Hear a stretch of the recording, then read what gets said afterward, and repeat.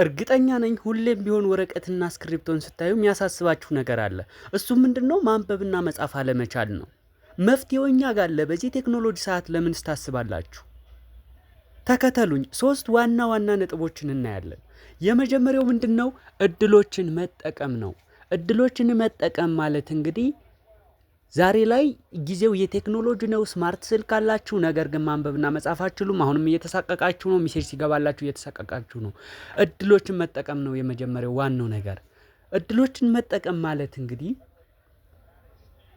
ብዙ አፕሊኬሽኖች አሉ፣ በአማርኛ የተሰሩ ነገሮች አሉ፣ ቪዲዮዎች አሉ፣ ዩቲዩብ ላይ አሉ። እነሱን ሁሉ መጠቀም ነው። በሁለተኛ ደረጃ የምናየው እንግዲህ የገንዘብ እጥረት ወይም ደግሞ ላክ ኦፍ መኒና መፍትሄው ነው። የገንዘብ እጥረት ማንኛውንም ሰው ከሀሳቡ ሊያስቆመው አይችልም። የእናንተ ትኩረት እንጂ ማለት ነው። ትኩረት ከሰጣችሁት ገንዘብ ከየትኛውም መንገድ ነው ሊያስቆማችሁ የማይችለው። እኔ ራሱ እዚህ ጋር ባዮ ላይ ባለው ስልክ ብትደውሉልኝ እና ብዙ መንገዶችን አሳያችኋለሁ፣ ብዙ አቅጣጫዎችን እጠቁማችኋለሁ። ስለዚህ ገንዘብ የምትሉት ነገር ኤክስ ውድቅ ነው ማለት ነው። ማንኛውም ሰው ገንዘብ ስለኖረው አይደለም ሊማር ሊያውቅ የሚችለው ማለት ነው።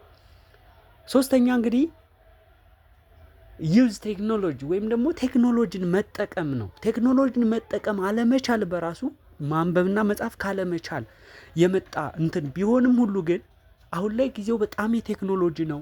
ኤአይ አርቲፊሻል ኢንተለጀንስ ያስተምራችኋል፣ አንድ ባንድ ያስተምራችኋል። እና እሱን ነገር በደንብ ቴክኖሎጂን መጠቀም ነው። ለበለጠ ቤቱን ፎሎ ያርጉ።